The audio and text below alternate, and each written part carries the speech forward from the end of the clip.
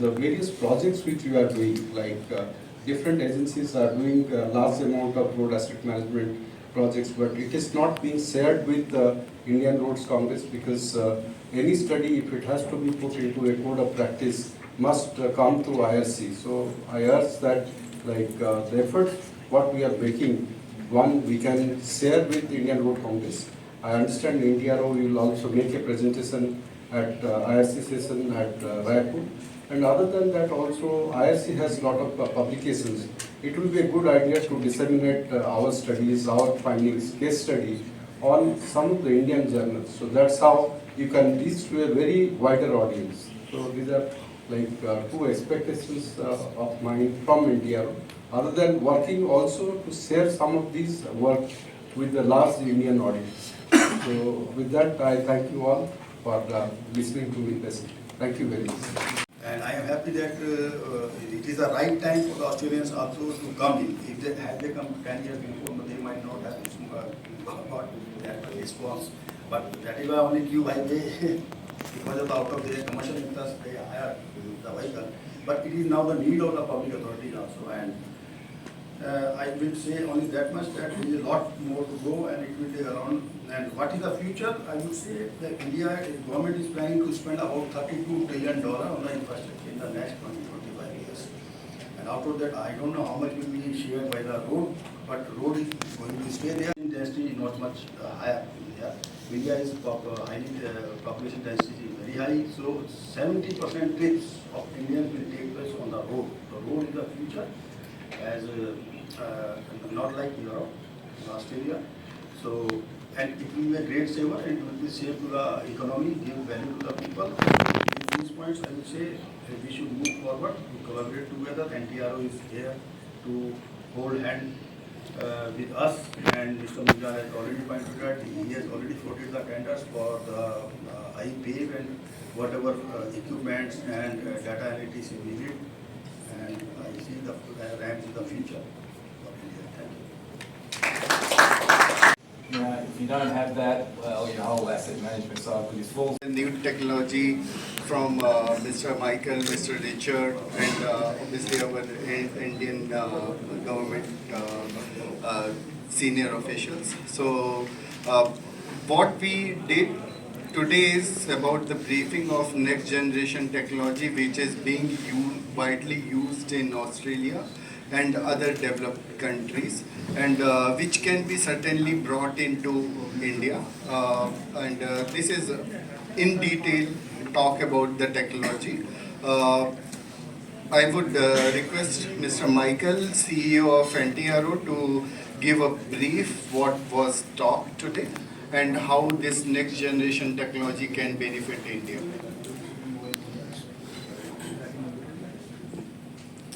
Thank you very much, Abhishek. It's been wonderful to be here in Delhi today. My name's Michael Caltabiano. I'm the Chief Executive Officer of the National Transport Research Organisation for Australia and New Zealand, formerly the Australian Road Research Board. We were created in 1960 by the governments of Australia to be a government-owned company to bring next generation technology to the road space, to write the standards, to deliver the test methods for the use of the Australian and New Zealand road network. Now, here we are 64 years later, talking to this audience here in Delhi about the things that we've learnt and the technologies that are now available, tested, and are really different to what we've done in the past. This is the opportunity to change, to bring things that we've learnt on a very similar scale to India, very similar climatic conditions to a lot of parts of India. The Intelligent Pavement Assessment Vehicle, the iPave, is unique in the world because it collects the strength data from the road, as well as the cracking and the rutting and other performance characteristics, all in a single pass, all at traffic speed, all in one vehicle. It's a magnificent shift in technology to provide new data sets to government to make better decisions, to deliver value for money outcomes on a proven technology that's now been through 2 or 3 generations of understanding. It's a wonderful tool that Australian governments have been able to save hundreds of millions of dollars by understanding right treatment, right time, right place for treatments on their road networks. So today we spent a few hours together with some of the brightest minds in the Indian road community. There are some wonderful engineers and scientists in this country who really get it. Fantastic collaborative environment, and we will really look forward with our partners, Indian Road Survey Management here in India, Mr. Parasuraman. We've had a joint venture company here for 15 years, measuring the Indian road system, working in partnership with government to deliver some great outcomes.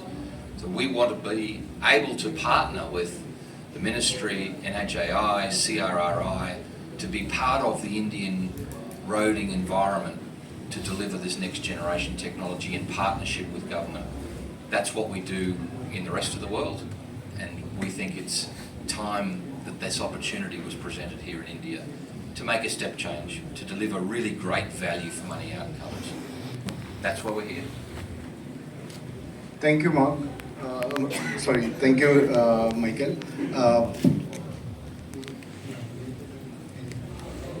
Dr. Pradeep, Chief Scientist from CRRA. Good evening all, I am Dr. Pradeep Kumar, I am Chief Scientist in CSIR, Central Road Research Institute, New Delhi. Actually today we are talking about the technology. If you see why we are talking about the technology, why we are here. India is a second largest road network in our country, okay, and very soon we are going to be number one, okay, and we all are interested to preserve this big road asset. So what is required? The maintenance, okay? And there is another term I always say, the timely maintenance, okay? So there is a big difference between the maintenance and the timely maintenance. And you all will agree that there is now we all want the timely maintenance, okay? So how it is possible? Until unless if you use a efficient technology, okay? The efficiency and accuracy, both are important for us. So in that way, so without the use of technology, it is not possible to adopt the timely maintenance practices, okay? And which is very much required. So in that way, what I always say, like in 2006, the ministry has taken the initiative. We bring, with the help of ministry, the first network survey vehicle system, and then since then, now I found that more than 50 network survey vehicle systems are available in the country. And we used to structurally evaluate our payments using Benkelman beam deflection technique, which was very slow. But still, we are working with that technology for some kind of roads. But now we are using with the falling weight deflectometer. And now today, I am happy to see that now we are talking about the rolling weight. It is a traffic speed deflectometer. So now this is the time. If we are really interested in the timely maintenance, we want to preserve our road assets, we should adopt the technology. This is what all I want to say. Thank you so much. Thank you. May I request Sir to add few words, please? Hello. This traffic speed deflectometer is a futuristic pavement surface deflection instrument which is highly needed for this high-speed expressway corridor for India. And we are more excited to collaborate with this NTRO in terms of Indianizing this instrument or to develop the things here and also develop guideline for our road asset. Thank you. Great stuff. Thank you so much, sir. May I request Dr. Hari Reddy to add a few. Good evening. My name is Harikishan Reddy. I am chairman of Cube Highways Advisors. Cube Highways is one of the largest privately road owning and operating company in India. We operate about 30 road assets across 16 states of the country, measuring about 13,500 lane kilometers. We have been using the machines. Earlier it was ARRB, now NTRO. For the last 10 years, to assess the pavement condition, both in terms of functional parameters and structural parameters. So the data that comes from these machines has been very useful in formulating our maintenance strategies. With these machines, we were able to study our roads well. We were able to strategize our maintenance practices well. And scientific data from these kinds of machines actually helps minimize utilization of resources for maintenance by enhancing pavement life. I think today's the introduction or the machines that NTRO presented, I think it will take the quality of data to the next level. We hope whenever these machines are available in India, they will further help us in understanding the condition of our roads better, and we will be able to improve basically our decision making and strategization with this kind of data. Yeah. Thanks.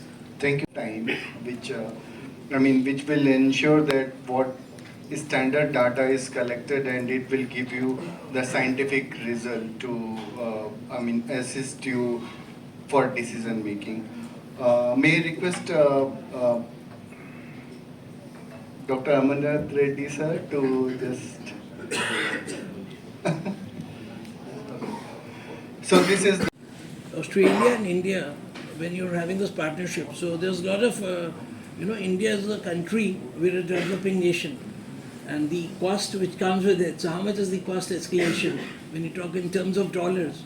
So is India able to afford at the CRRA level or the contractor level, are they able to afford and pay, and who's going to pay? The customer on the roads, are we going to pay that?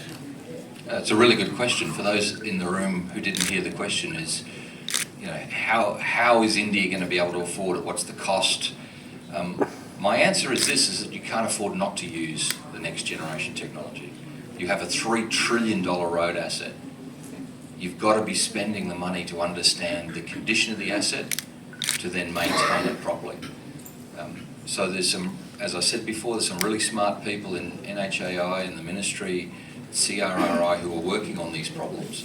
But unless you have that baseline understanding of the strength of your pavement structures, how they're going to perform into the future, the consequence of moisture ingress, unless you have those data sets, you are in fact wasting money. You're not delivering value. So we now have the technology to get better value for money in our maintenance of our network and deliver really good outcomes for the community. There is a desire everywhere to deliver better value for money for communities. Developing nations, developed nations, they're the same. Road asset is the single biggest asset of any country. Single biggest asset's your road asset. So you've got to spend money to understand the condition of the network to save money, right treatment, right time, right place. Thanks. Just to from an industry perspective, just to add, so if you take a 100-kilometer road, with these kinds of technologies to test, maybe it will cost 8 to 10 lakh rupees. Just guessing with the ones that we are using. If 1 kilometer of road goes bad, it will take about 1 crore to repair it, right? So we all know, if you have some problem in the body, right investigations and right time, basically can save, huge amounts of money in terms of, what one would spend to treat, right? This is exactly or somewhat similar to that. If you find through this advanced investigations the symptoms of failure very early with very minimal amount, you can fix it, and those benefits are much more than what we are actually spending on investigations. So on the state level and the central government level, who's going to be bearing that cost? If anybody can tell us. It's not that we are not spending this now. For example, I've been working in roads industry for 25 years.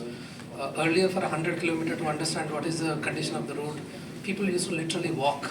You literally walk. So therefore, 4 or 5 people walking this road for about 15-20 days to understand what exactly in a detail if you want to map. Still you will miss out, right? At the end of the day, human being, okay, you ended the survey today here, next day you start after half a kilometer, you missed half a kilometer, right? So it's not that we were not spending money.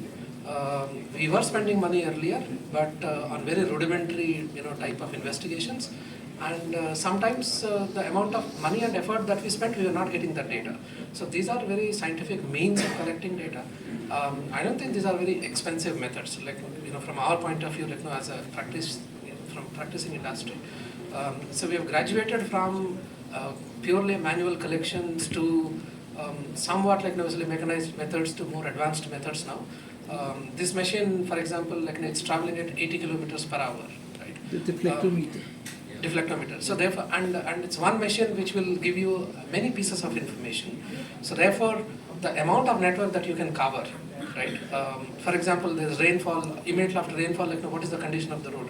So without some of these scientific, methods of testing, it becomes humongously impossible task to, to test it. So therefore, and if you have not, found out the issues within the first 2-3 months after rainfall, then for the repairs for that, probably you may end up spending a lot of money.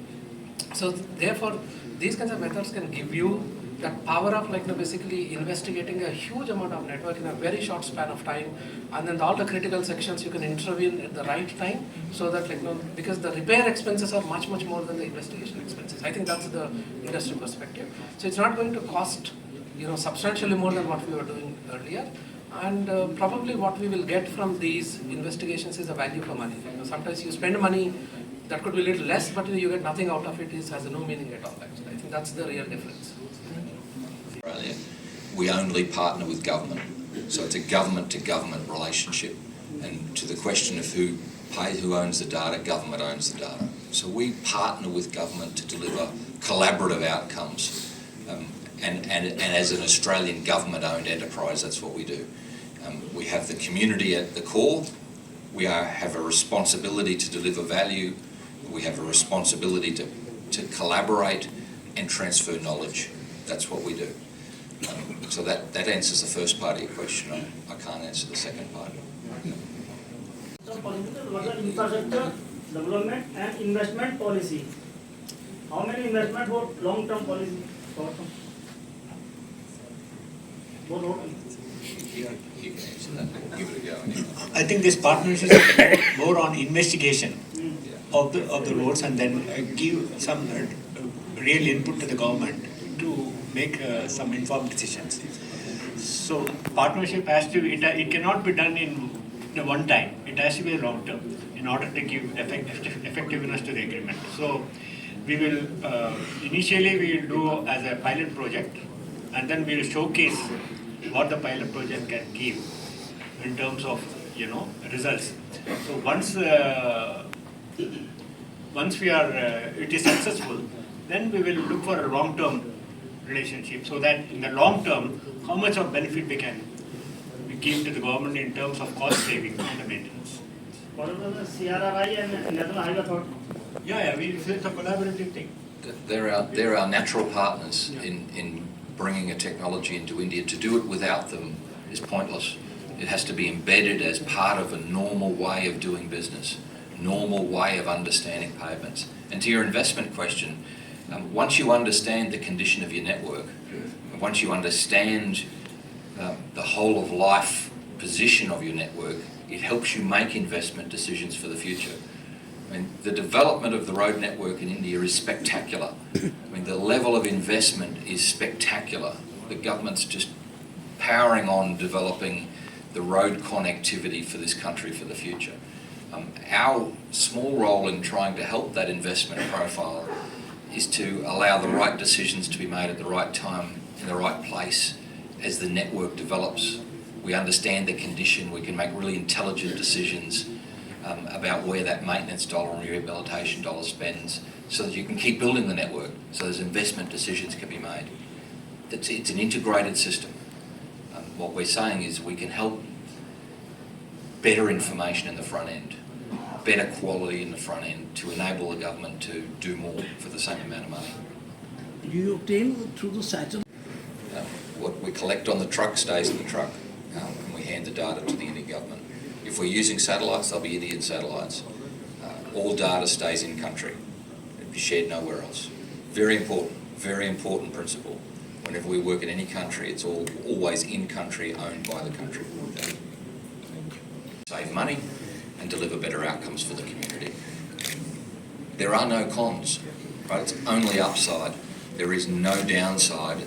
As you've just heard from CRRI, the adoption of technology in an intelligent, informed way, in partnership because there are going to be research questions here in India. There are going to be really deep questions about how pavements work and how they perform, what we're actually measuring. There's a lot of work to do in the first pilot to demonstrate capability and competence. And when we've done that, it's going to be all upside for the information flow and the data sets to enable NHAO and the Ministry to make some really informed decisions. For this seminar, I mean, we would like to thank each and everyone for taking your time out and coming and taking part in this seminar, listening to the presentation. First, obviously, all media friends, whoever came, asked questions, probably we would give you more details later. And then obviously coming to participation in terms of the seminar organizing, there had been our team throughout working for many days. I mean, Uma, Juliet, and team is working truly on making it success. But this could have not been made success without your presence. So thanks each and everyone, sir, coming and taking part. And as a thank note, we had just a memento to be presented. I would just invite to collect those mementos. First would be our partner from Australia. As a pavement engineer at heart, it's always great to have some technical conversations with colleagues. But I just, the message I'd leave you with is that we're in a world of change, and technology is part of that change. It's an ever-present part of that change. So we must adopt and move with that technology change, because it's going to deliver better value for money outcomes. It's going to mean more to our communities, and government's going to be able to do a better job. So thank you for coming along. It's been wonderful to be here. I'll be here for the rest of the week, and I'll be back again when that truck comes off the boat in sort of March, April next year, we hope. And we'll be away testing your roads for you, with you. Thank you. Yeah.